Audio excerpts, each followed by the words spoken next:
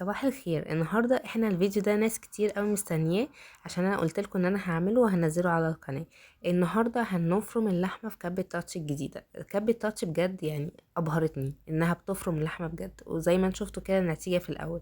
طبعا انا يعني واحده من الناس ما كنتش مصدقه ان كبه 700 واط عاديه جدا ما فيهاش اي اوبشن عاليه انها تكون بتفرم لحمه. يعني في كبات غالية وكتير ما تفرمش لحمة، ممكن الموتور يبوظ منكم، بس هي ما شاء الله يعني كانت حاجة عملية جدا، وانصحكم انكم تجيبوها.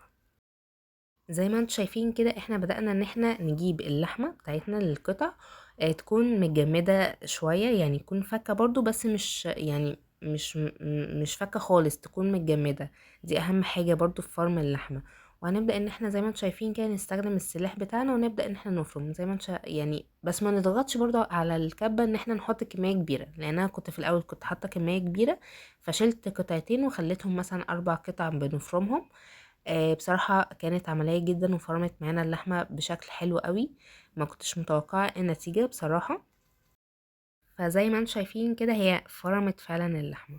يعني بصراحة شابوه لكب تاتش عشان هي فرمت معانا اللحمة وبتوفر علينا كتير. يعني انا اصلا من الناس اللي ما بتحبش تفرم اللحمة بره، فدي حاجة كويسة ان الكبة بمبلغ بسيط بتجيبوها تفرم معاكي لحمة، وكمان بتنضف منبار.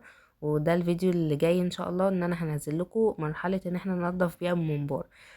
بس وكمان هي مطلعه معانا اللحمه زي ما انا وريتكم دلوقتي في الفيديو، ان هي مطلعه اللحمه قطع مش معجنه. يعني في كبات كتير تفرمي فيها اللحمه تطلع معاكي اللحمه عجين، مش قطع كده فيها قطع كده مع بعضها، لا، بتبقى عجين خالص.